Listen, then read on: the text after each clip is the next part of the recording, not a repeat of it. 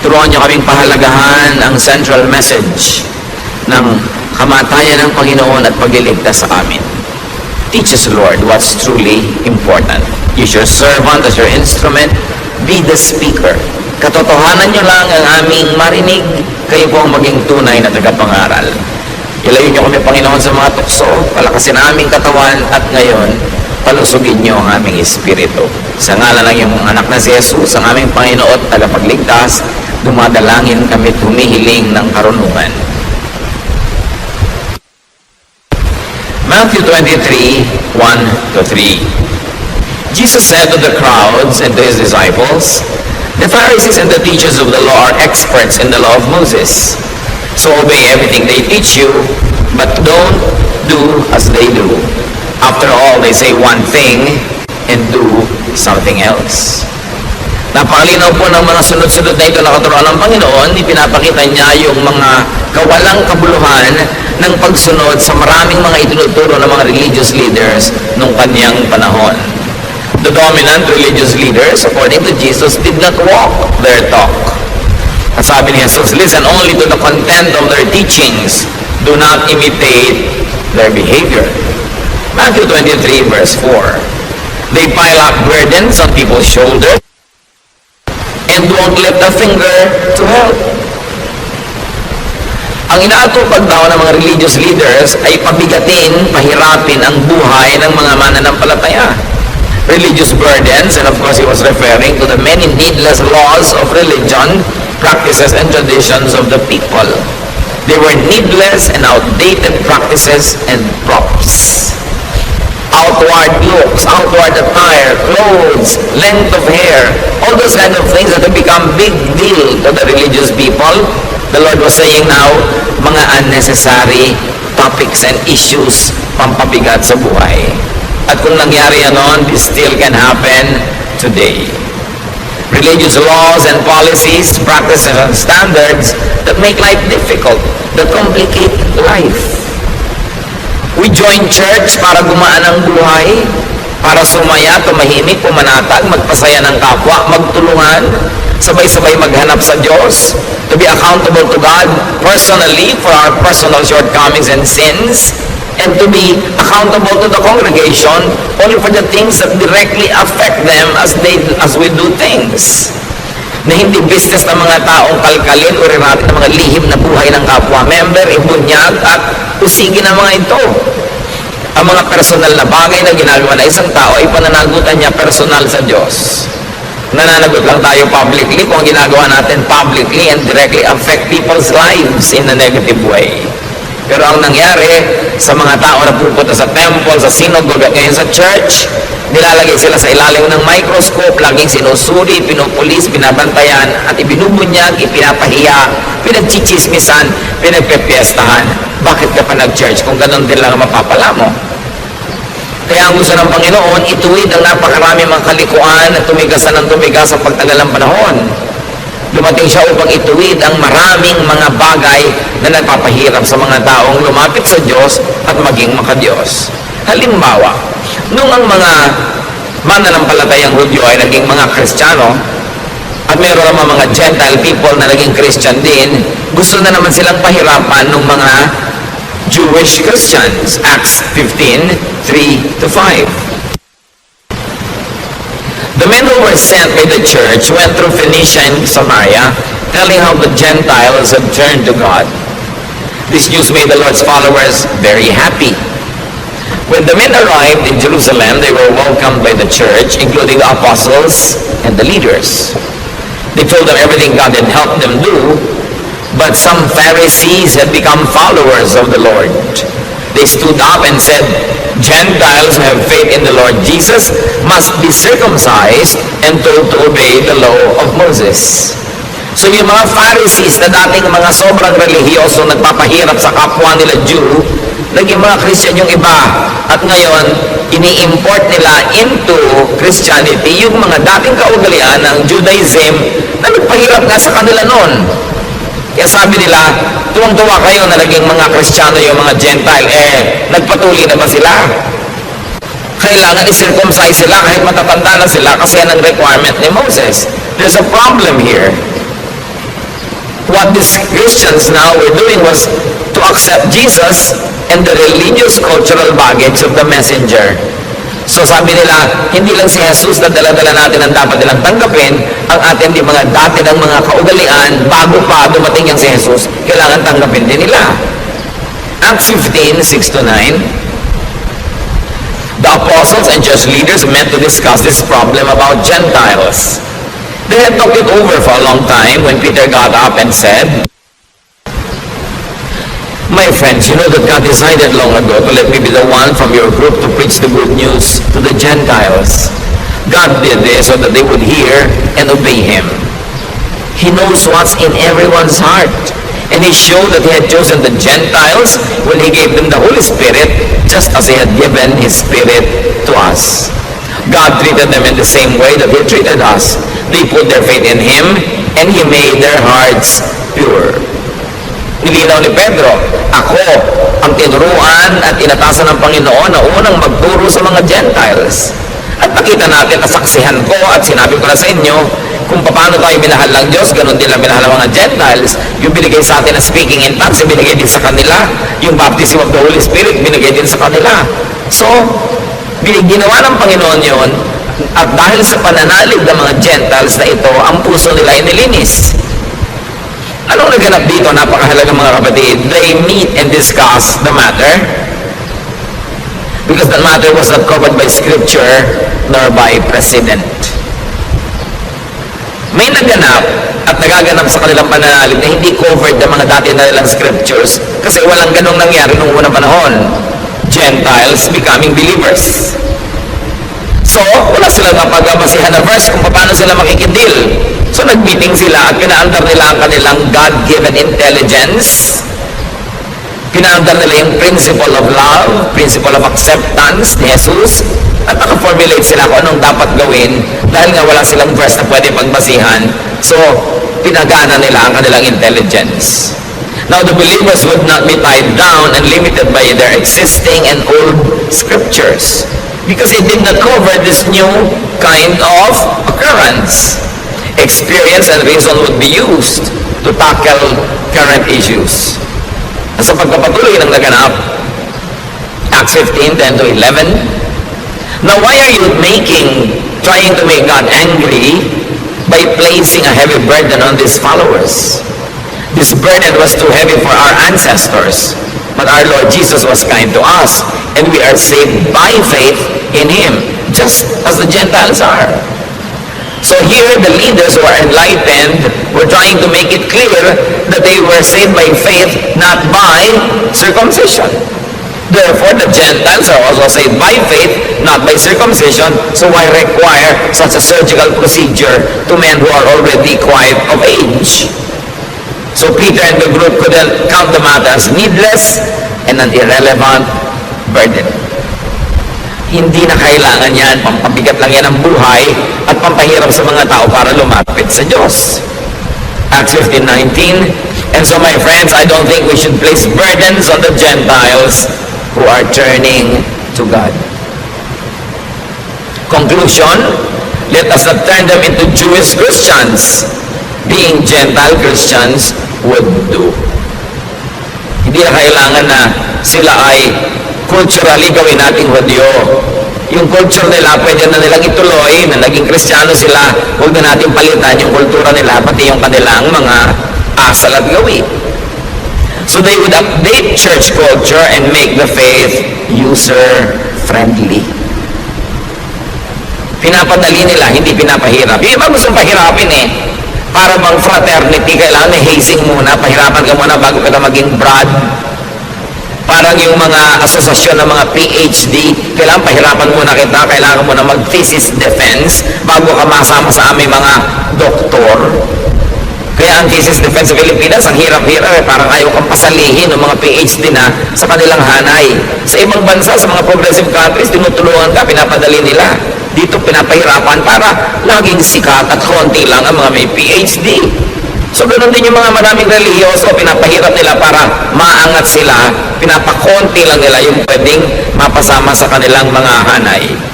They focus on being formal, not on being spiritual. At yun ang binabago ng mga Kristiyanong pinag-aaralan natin. Ngayon, balik tayo sa ating original topic. Ang Panginoon, na kinikriticize niya yung mga religious practices of His time. Ginawa lang natin halimbawa yung naging bunga ng mga Jewish Christians na gusto gawing Jewish din yung mga Gentiles. Matthew 23 verse 5. Sabi ng Panginoon tungkol sa mga religious leaders, everything they do is just to show off in front of others. Puro lang sila pagpapa-impress. Puro lang sila pag-create ng impression na ako banal, ako mahigpit, hindi pwede sa akin yan, hindi ko papalampasin yan kasi ako maka-Diyos. So this show is about me being holier than you. Habang ibinaba ng Panginoon sa mga tao yung katuruan, itinataas uli ng mga naging bagong Kristiyano para mahirapan na naman yung iba at huwag maabot, para sila lala nakakaabot at sikat sila. Matthew 23, 13 to 15. You Pharisees and teachers of the law of Moses are in for trouble. Jesus continues. You're nothing but show-offs. You lock people out of the kingdom of heaven. You won't go in yourselves, and you keep others from going in.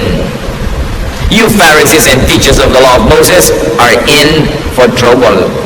You're nothing but show-offs. You travel over land and sea to win one follower, and when you have done so, you make the person twice as fit for hell as you are. Ang mga pinakamababagsik na salita ng Panginoon ay hindi niya binitawan sa mga tinatawag na sinners. Binitawan niya ito sa mga tinatawag na banal, sa mga relihiyoso, sa mga religious teachers and preachers. Sabi niya, ang gagaling nyo, wala kayong ginawa kundi magpakitang tao. Pinagsasarahan nyo ng pinto ng langit ang mga tao dahil kayo man ay hindi makapasok. Naghihirap kayo para pumunta sa malalayong lugar para mag-convert ng mga kaluluwa. At pag na-convert nyo na sila, dinodoble nyo lang ang kanilang mga bigat sa buhay, lalo hindi sila makakapasok sa kalangitan. Hindi nyo kayang magturo ng kalangitan dahil hindi nyo yan nararanasan. Yan ang sinasabi ng Panginoon sa mga religious leaders. Puro kayong bawal, puro kayong mga paghuhusga, puro kayong mga pagpupwera, pagmamataas, pagmamalaki, puro mga pagpapalabas sa kayo, mga magagaling at mga matatalino at mga banal. Pero sa pagtuturo nyo sa mga tao, hinahawa nyo sila sa inyong mga ugali. Kaya sila man, tulad nyo, hindi makakapasok sa langit. Teachers could, according to Jesus, lock people out of the kingdom of heaven by showing them the wrong door, the door of ritual and other non-essentials, by making them follow invented requirements that will forever render you sinful.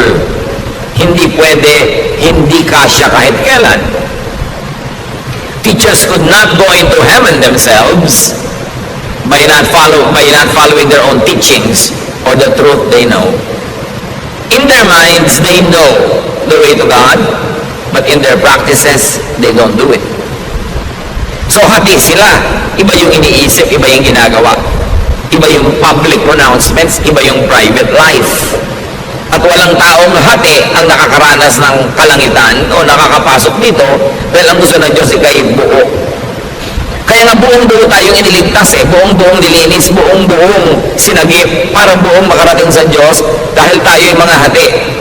Nagiging buo tayo dahil sa pananalig natin sa Panginoon, nagiging malinis, nagganap dahil sa pananalig sa Kanya, hindi dahil sa ating mga accomplishments.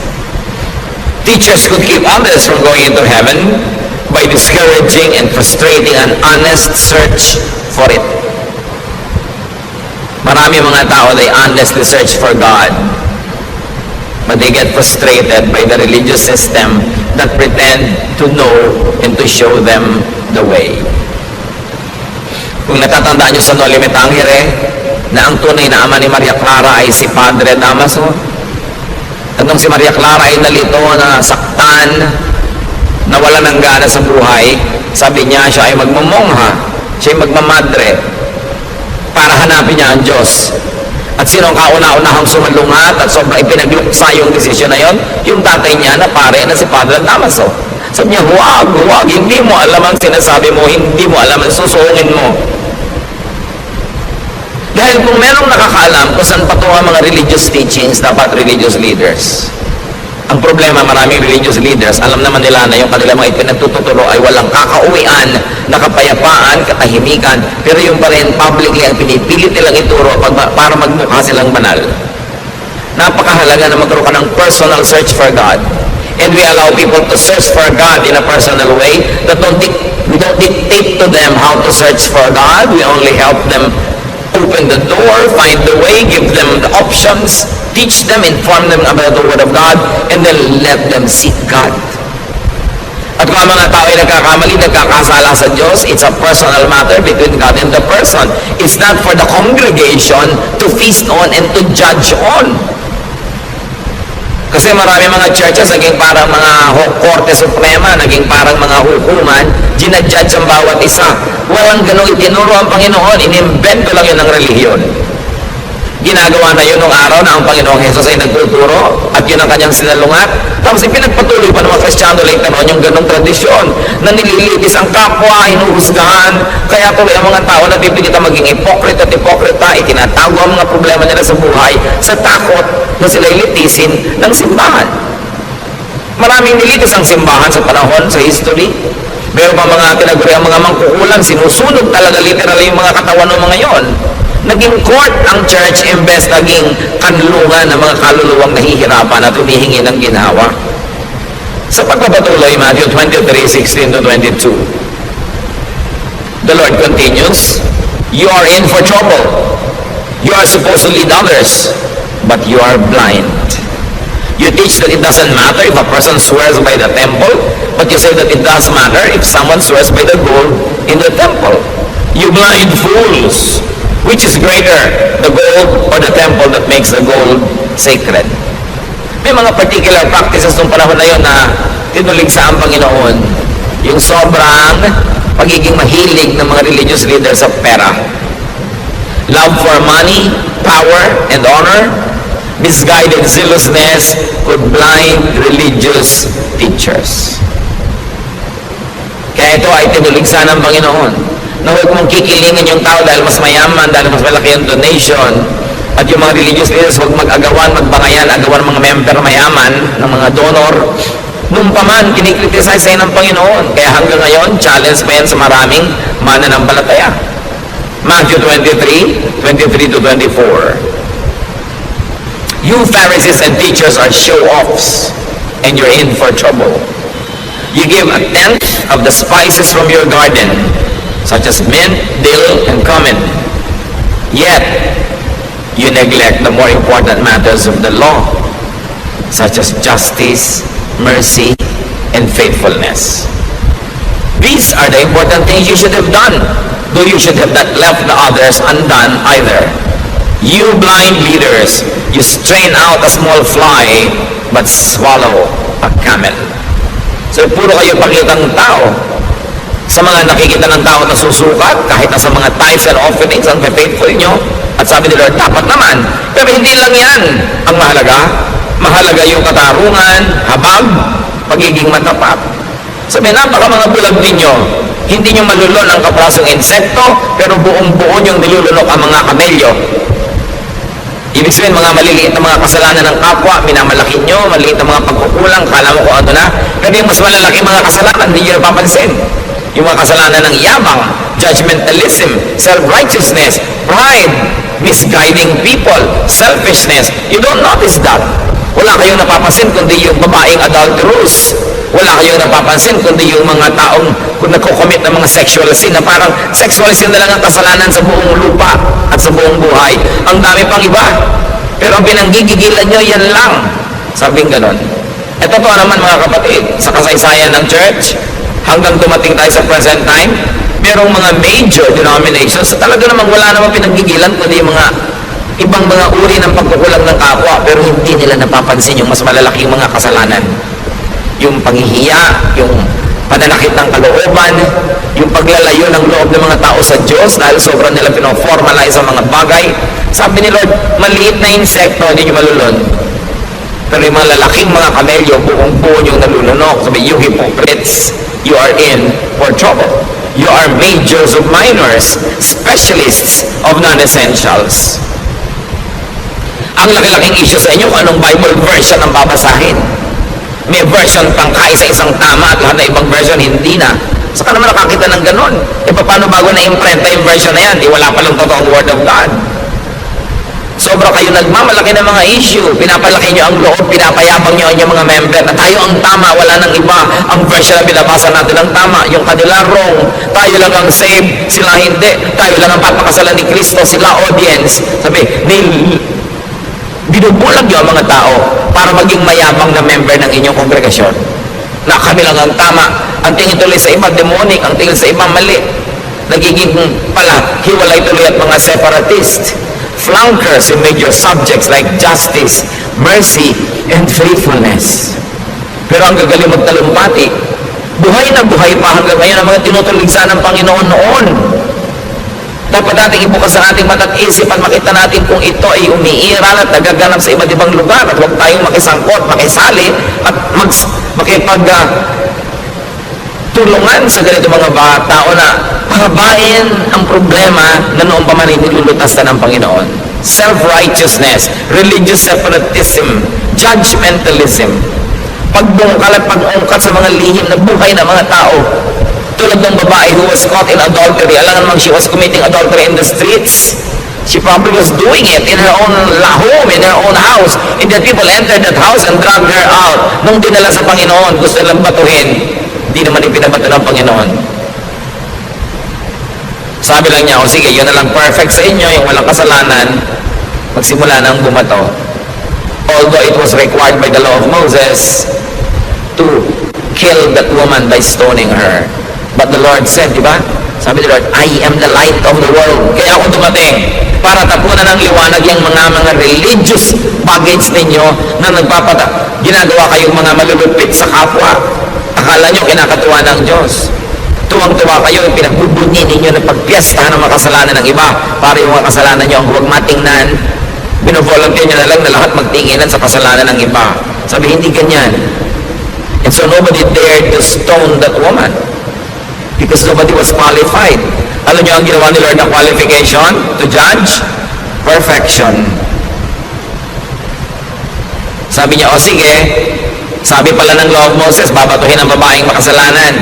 Batuhin na, mauna na lang yung walang kasalanan. Wala naman nangahas because nobody was perfect. Mga kapatid ko, hindi kayo perfect, stop judging others. Kahit sa congregation, yung mga kasalanan lang ng church, brothers and sisters natin, na kailangang i-deal yung kasalanan that directly and effectively and practically affect us. Halimbawa, treasurer ng church, tinakbo niya yung fund. Affected tayo lahat. Dapat talaga i-deal yun. Pero anong pakialam niyo kung sinong ka-date niya kahapon? That's between her and God. No? Anong pakialam niyo kung anong nakaraan niya? That's already charged to the cross.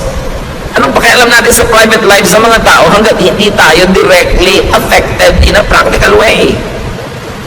Yan ay tinuturo ng Panginoon. Anong pakialam niyo dito sa babaeng ito? It's between her and God. Dahil kung talagang gusto ng Lord na papatayin yung babaeng yon at sundin yung batas ni Moses, ba't di niya pinabato? At kung babatuhin din lang pala yung babae, ba't pa dumating ang Panginoon sa mundo para tayo iligtas? Para tayo patawarin at linisin? Hindi lang tayo inililigtas sa impyerno at sa mga impakto. Inililigtas din tayo sa mga relihiyosong sobrang makialam sa buhay ng kapwa na gusto nilang parusahan yung mga taong gumagawa ng mga private sins. Kung gusto mo maging banal, magpakabanal ka. That's good. That's best. That's commendable. Pero huwag mong sukatin yung kapwa mo sa iyong pamantayan. Huwag mong pilitin yung kapwa mo na maging kasing banal mo. Your life is your business before God. At pag tinanggal mo yun sa iyong ugali, sasaya ang church. Hindi para konsintihin natin ang isa sa mga kamalian. But you always say, God is not yet finished working on this person. Kung ang mga kasalanan niya ay napaka-private, bakit ko kakalkalin?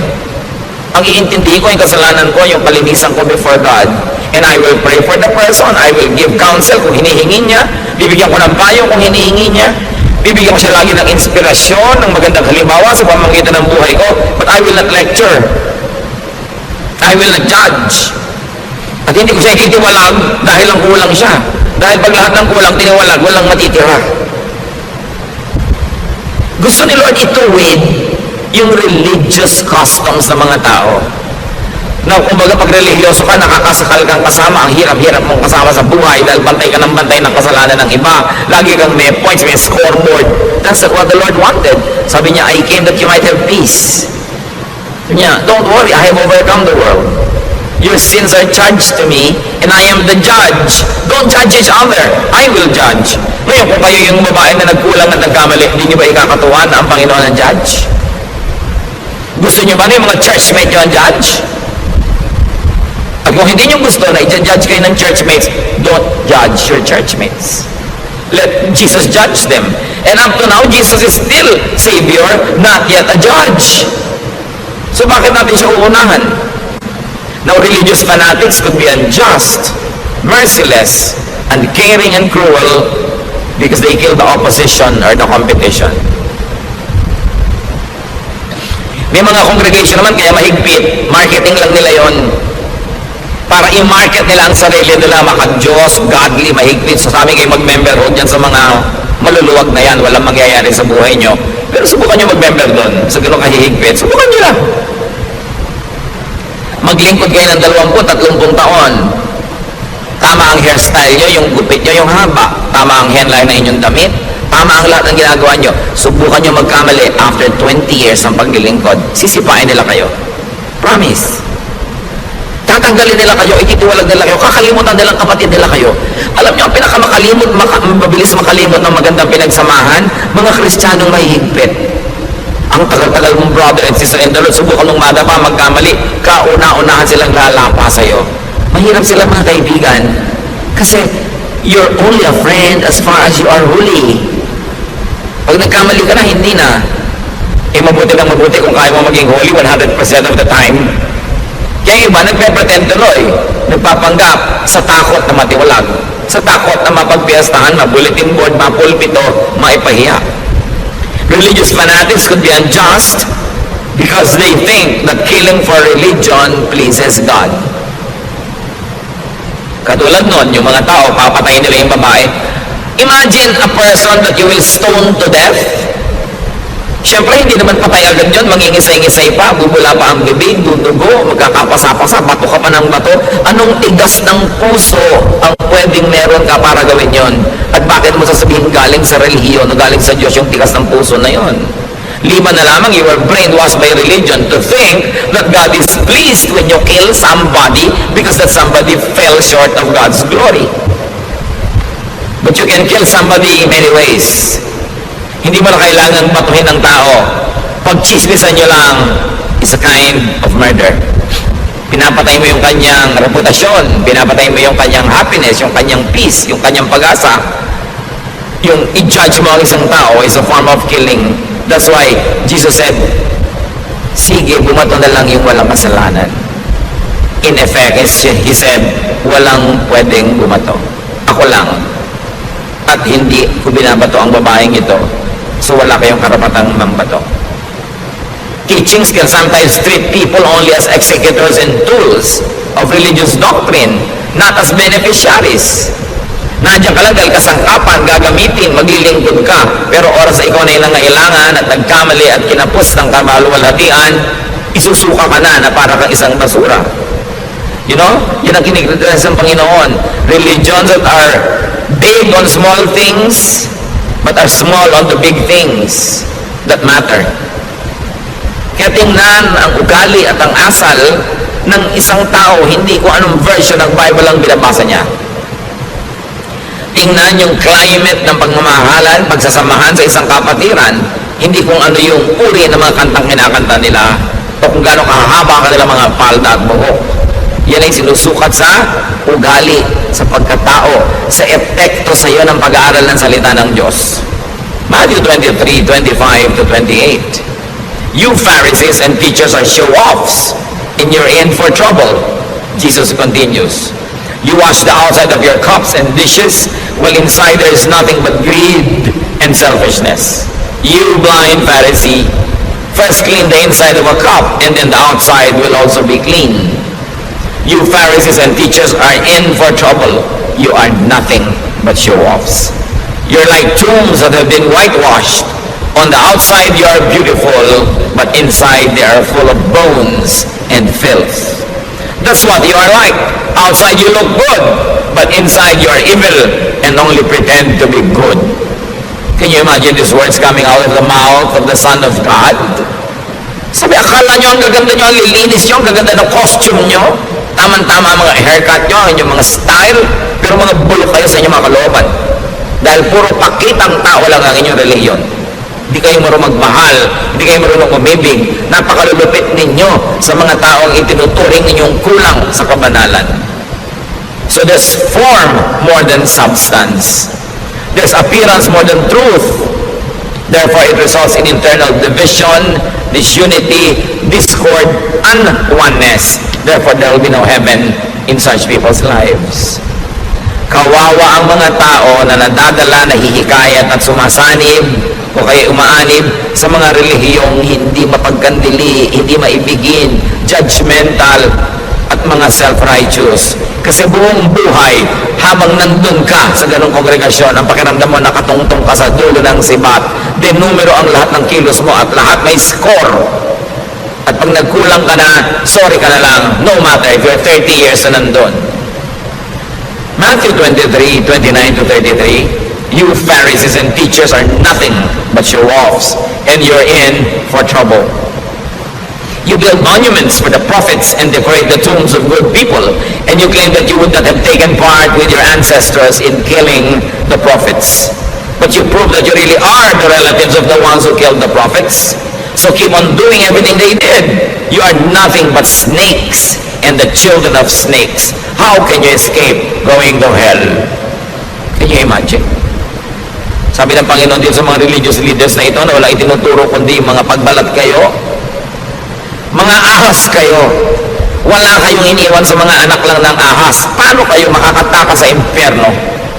Kawawa ang mga makikinig sa inyo, idadamay nyo lang sa isang magulo, mahirap at mapagkunwaring buhay, at hindi nyo sila mapapayagang pumasok sa kalangitan o maranasan ang kapayapaan sa buhay dahil wala kayong gagawin kundi tadtarin ang buhay nila ng mga requirement nyo na imposibleng masunod all the time.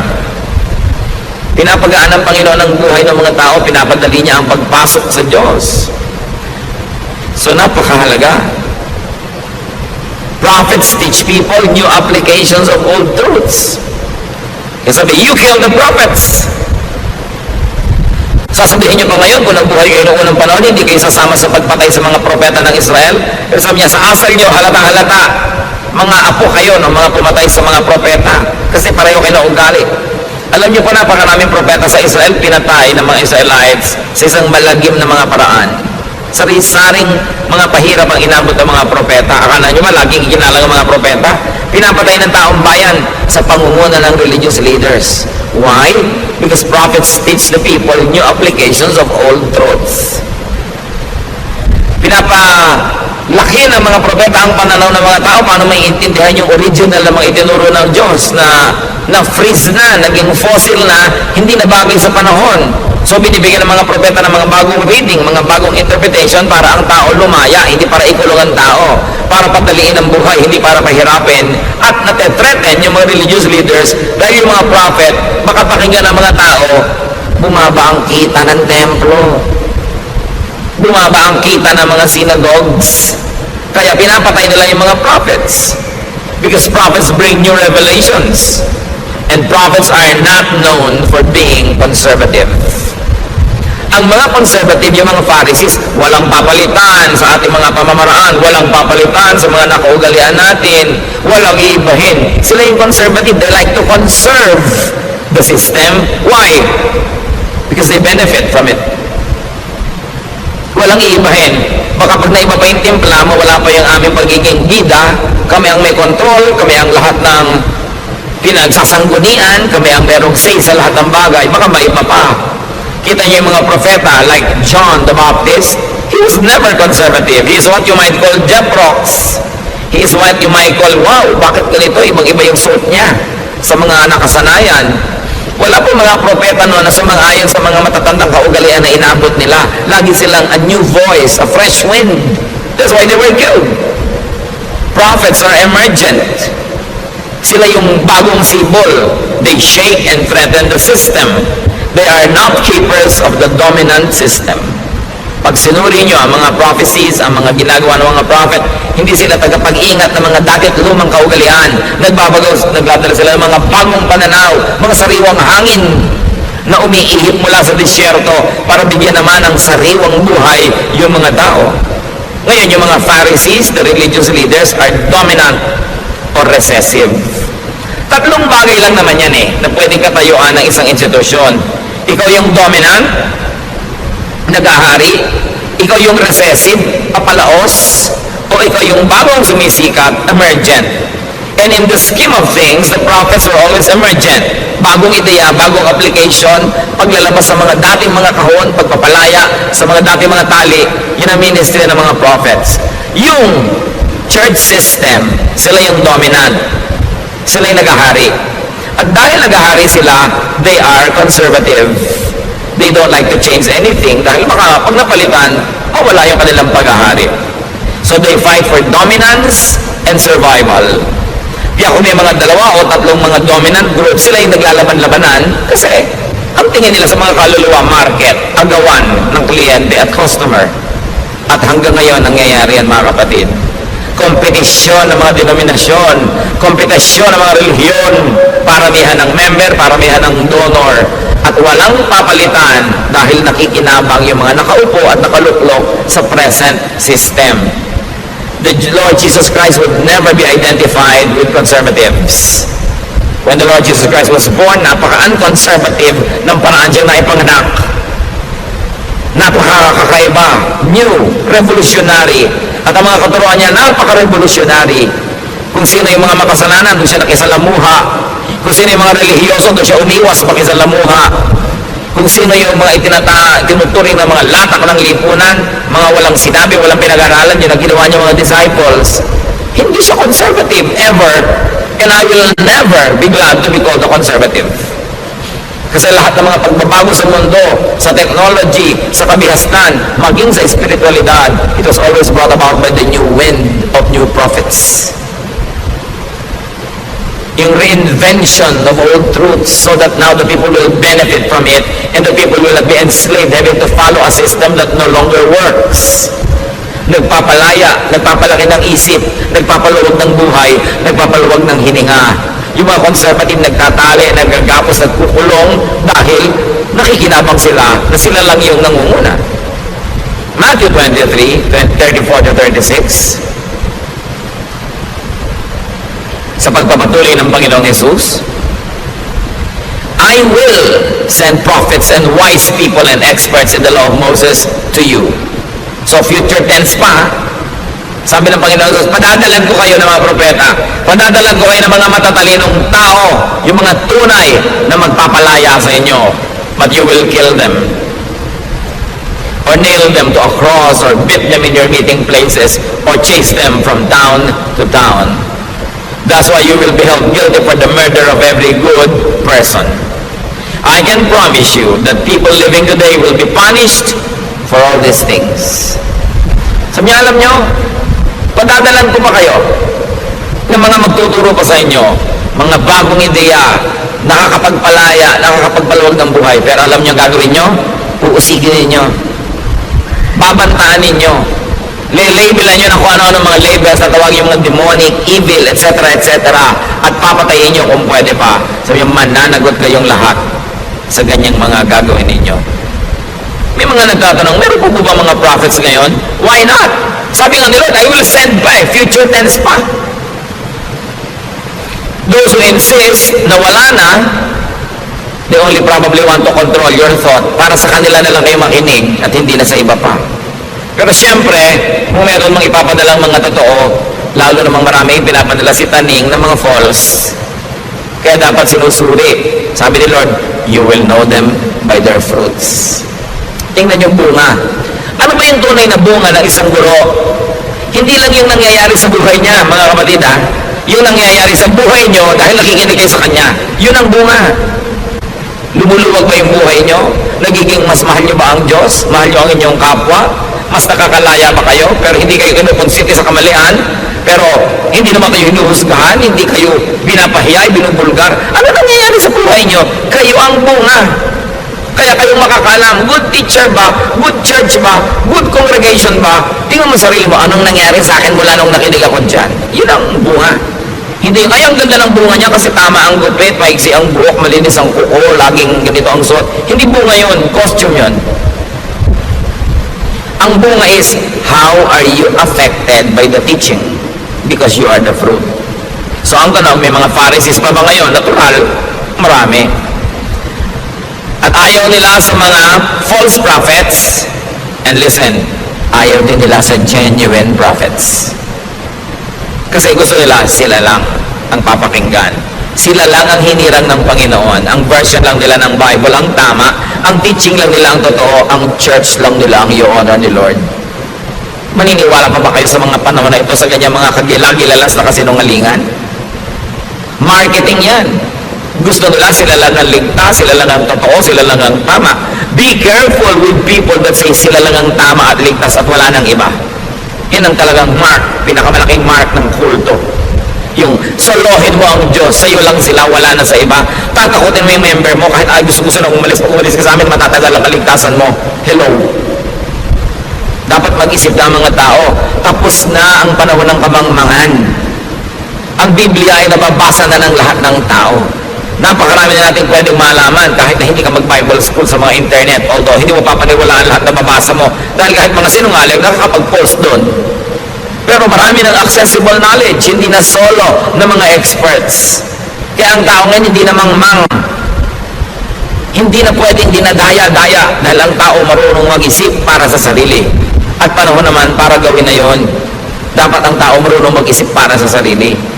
Matthew 23:37 to 39. Jerusalem, Jerusalem, your people have killed the prophets and have stoned the messengers who were sent to you.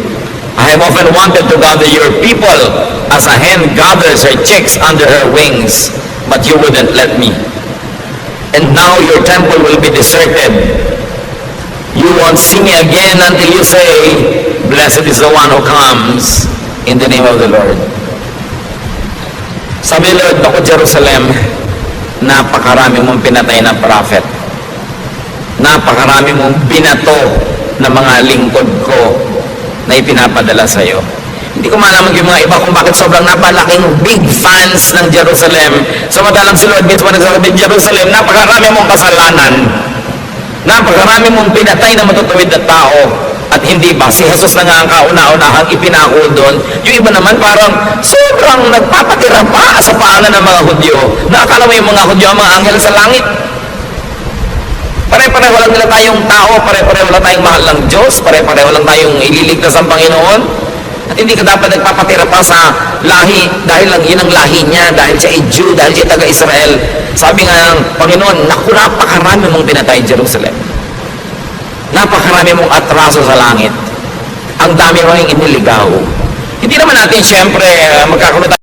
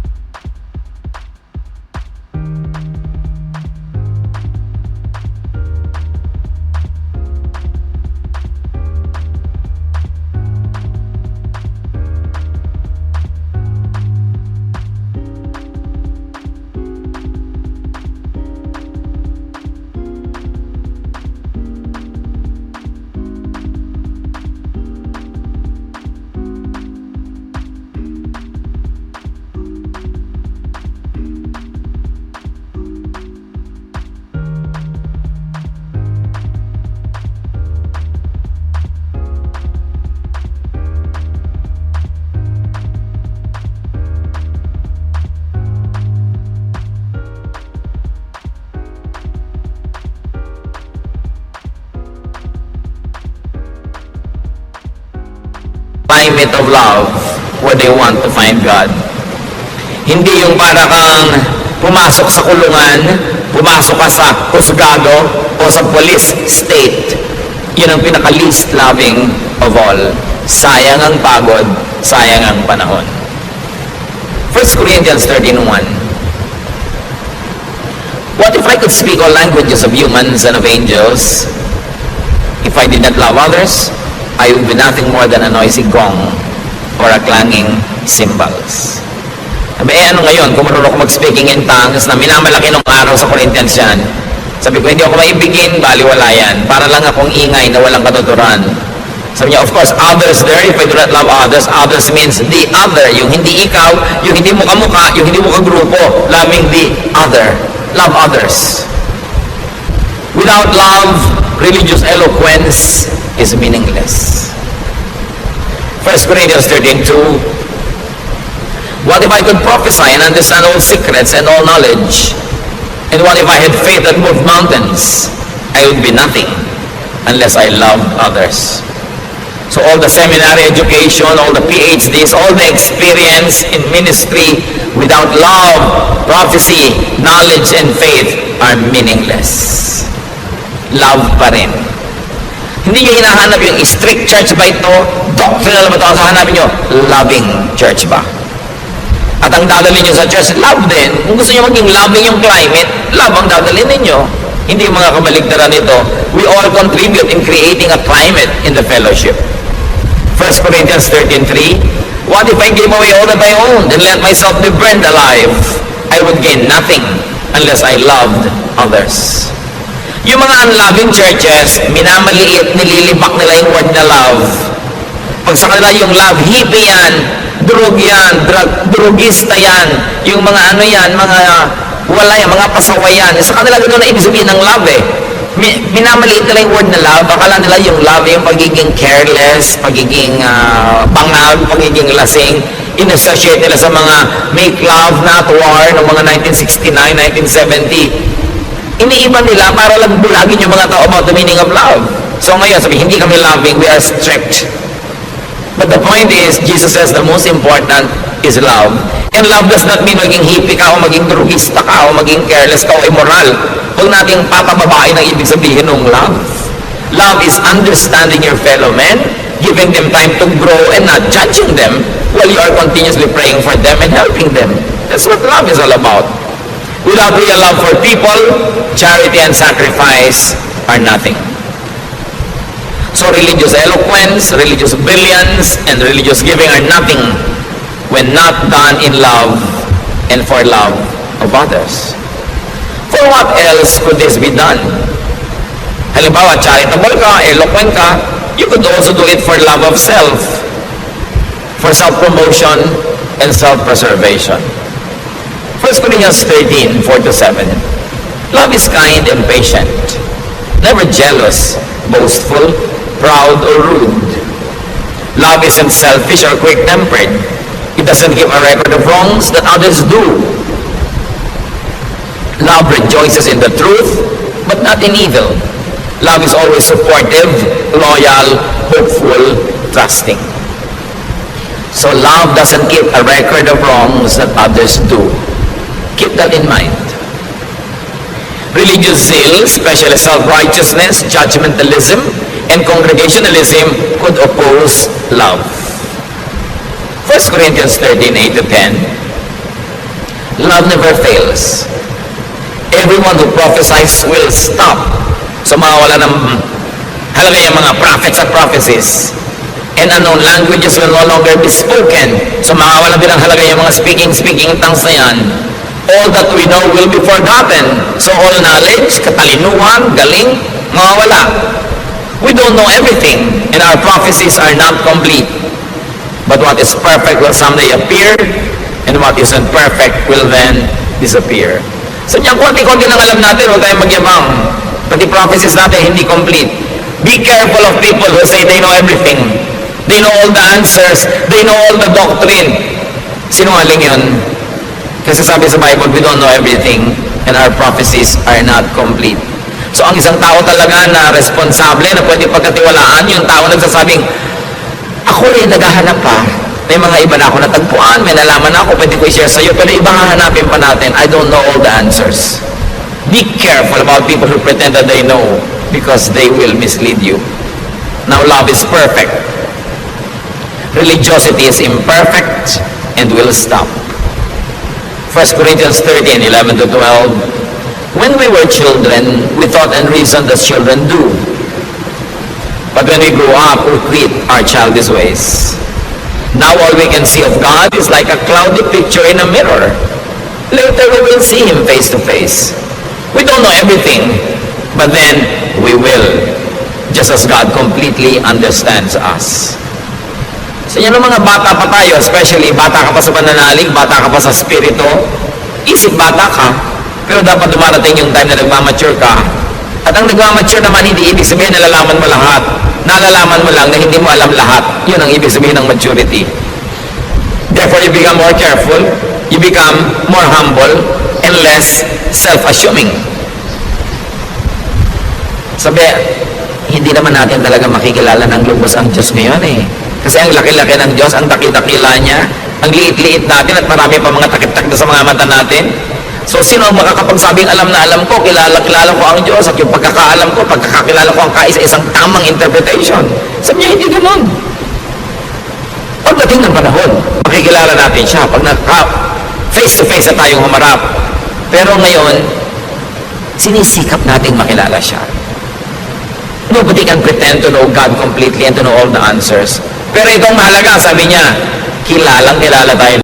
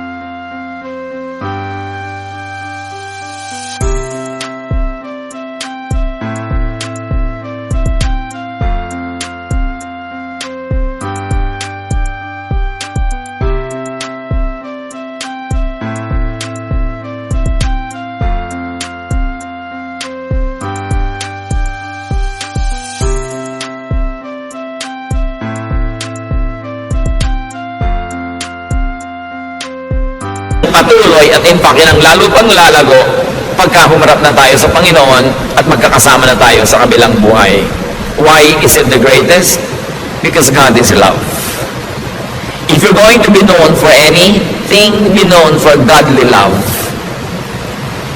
And if you're going to look for anything important in a fellowship, in a group, look for love. In your family, in your circle of friends, promote love.